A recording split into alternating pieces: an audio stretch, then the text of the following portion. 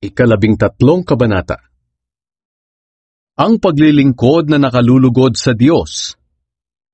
Magpatuloy kayo sa pag-iibigan bilang magkakapatid kay Kristo. Huwag ninyong kalimutang patuloyin ang mga dayuhan sa tahanan ninyo. May mga taong gumawa niyan noon, at hindi nila alam na mga anghel na pala ang mga bisita nila. Damayan ninyo ang mga kapatid na nasa bilangguan, na parang nakabilanggo rin kayong kasama nila. At damayan din ninyo ang mga kapatid na pinagmamalupitan, na para bang dumaranas din kayo ng ganoon. Dapat ninyong pahalagahan ang pag-aasawa, at dapat ninyong iwasan ang pangangalunya, sapagkat hahatulan ng Diyos ang mga nangangalunya at ang mga immoral. Iwasan niyo ang pagiging sakim sa salapi. Maging kontento kayo sa anumang nasa inyo, sapagkat sinabi ng Diyos, hinding-hindi ko kayo iiwan o pababayaan man. Kaya buong pagtitiwalang masasabi natin, ang Panginoon ang tumutulong sa akin, kaya hindi ako matatakot. Ano ang magagawa ng tao laban sa akin? Alalahanin niyo ang mga dating namuno sa inyo na nagbahagi sa inyo ng salita ng Diyos.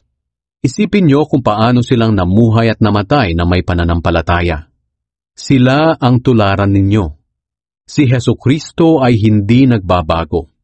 Kung ano siya noon, ganoon din siya ngayon at magpakailanman.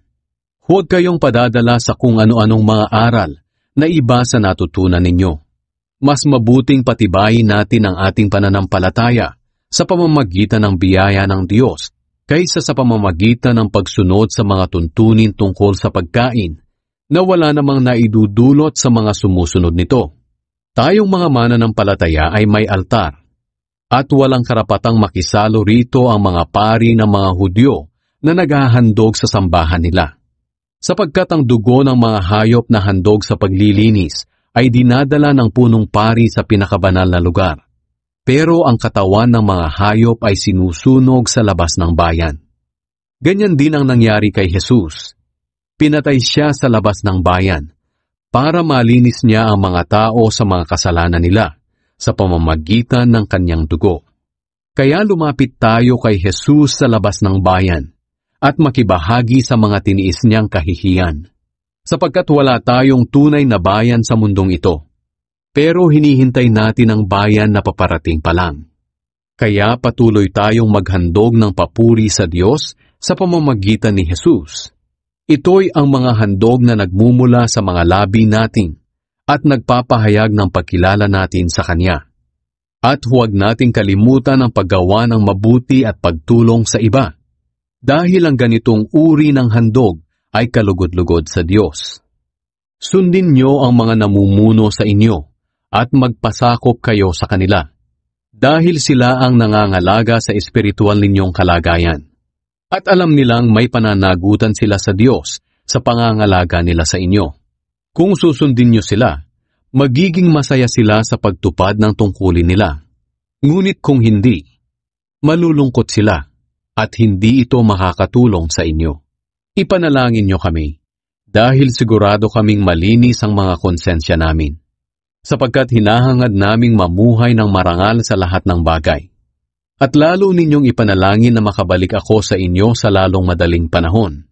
Idinadalangin ko rin kayo sa Diyos na siyang pinagmumulan ng kapayapaan. Siya ang bumuhay sa ating Panginoong Hesus na ating dakilang pastol. At dahil sa kanyang dugo, pinagtibay niya ang walang hanggang kasunduan. Naway ipagkaloob niya sa inyo ang lahat ng inyong kailangan para masunod ninyo ang kalooban niya. At sa pamamagitan ni Hesukristo, naway gawin niya sa atin ang kalugod-lugod sa kaniyang paningin. Purihin natin siya magpakailanman. Amen. Huling bilin. Mga kapatid, nakikiusap ako sa inyo na pakinggan ninyong mabuti ang mga payo ko, dahil maikli lang ang sulat na ito. Gusto ko ring malaman nyo na pinalaya na sa bilangguan ng kapatid nating si Timoteo.